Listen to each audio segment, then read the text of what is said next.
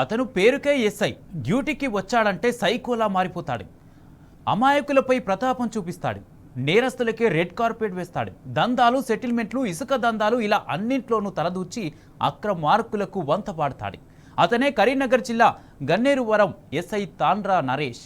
తాజాగా మరోసారి నరేష్ సైకోలా రెచ్చిపోయాడు. అచ్యుత్ గౌడ్ అనే యువకుడిపై అమానవీయంగా దాడి చేశాడు. అందరూ చూస్తుండగానే అతనిపై అకారణంగా లాఠీతో విరుచుకుపట్టాడు.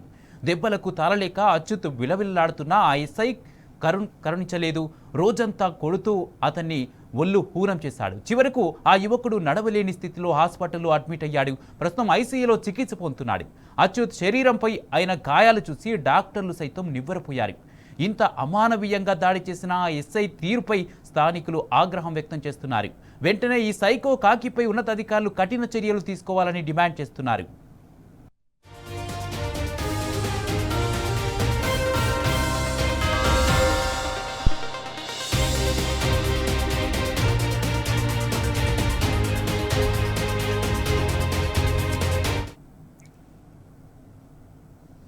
అతని పేరుకే ఎస్ఐ, డ్యూటీకి వచ్చాడంటే సైకోలా మారిపోతాడు. అమాయకులపై ప్రతాపం చూపిస్తాడు.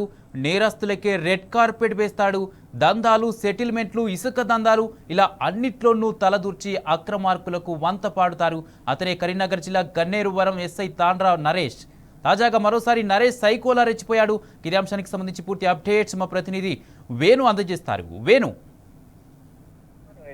ఈ సంఘటన ఆలస్యంగా వెలుగులోకి వచ్చిందని చెప్పొచ్చు. అంటే గత 2 రోజుల క్రితము అచ్యుత్ గౌడ్ తన మిత్రులతో కలిసి ఉండగా ఇద్దరి మిత్రుల మధ్య వైరం కొనసాగింది. ఈ నేపథ్యంలో తన మిత్రుడే ఫోన్ చేసి పోలీస్ స్టేషన్ కు తనకు సంబంధించినటువంటి కానిస్టేబుల్ కు ఫోన్ చేసి అచ్యుత్ పోలీస్ స్టేషన్ ముందు నుంచే వస్తున్నాడు, తాగి ఉన్నాడు, మీరు డ్రంక్ అండ్ డ్రైవ్ లో పట్టుకోవాలని చెప్పినట్టుగా ఆరోపిస్తున్నారు. మొత్తం మీద అయితే పోలీస్ స్టేషన్ ముందుకు రాగానే కానిస్టేబుల్ వాళ్ళని అదుపులో తీసుకొని పోలీస్ స్టేషన్ తరలించినటువంటి పరిస్థితి అయితే కనిపిస్తుంది. ఈ నేపథ్యంలో ఇటు అచ్యుత్ ఆ పోలీస్ స్టేషన్ లో వీరంగా సృష్టించారని మాత్రం పోలీసులు చెప్తున్నారు. కానీ అచ్యుత్ మాత్రం కాదు, తనను అక్రమంగా తీసుకొచ్చారు. మరోవైపు చూసుకుంటే మరి పోలీస్ స్టేషన్ తీసుకొచ్చి తనకు ఎటువంటి టెస్టులు కూడా చేయకుండానే రాత్రంతా వచ్చి తనను కొట్టారని చెప్తున్నారు.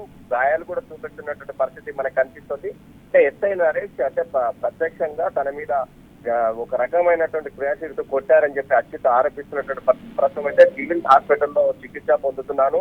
అంటే వివిధ రకాలుగా టార్చర్ పెడుతూ తనను హింసించారని నరేష్ ఈ విధంగా చేయడం ఎంతవరకు సమంజసం అని కనీసం ఒక ఎస్ఐ హోదాలో ఉన్నటువంటి వ్యక్తి తనని పిలిచి కౌన్సిలింగ్ ఇవ్వాలి లేదా మందలించాలి, కానీ ఈ విధంగా పుట్టడం ఎంతవరకు సమంజసం అని చెప్పి అచ్యుత్ గౌడ్ అయితే చెప్తున్నటువంటి పరిస్థితి ఉంది. ఇది గన్నేరువరం పోలీస్ స్టేషన్ లో జరగడం, ఈ మరోవైపు ఇది ఆలస్యంగా వెలుగులోకి రావడం, పోలీస్ స్టేషన్ ప్రస్తుతానికి అయితే అచ్యుత్ సివిల్ హాస్పిటల్ ప్రభుత్వ ఆసుపత్రి కరీంనగర్ లో చికిత్స పొందుతున్నటువంటి పరిస్థితి.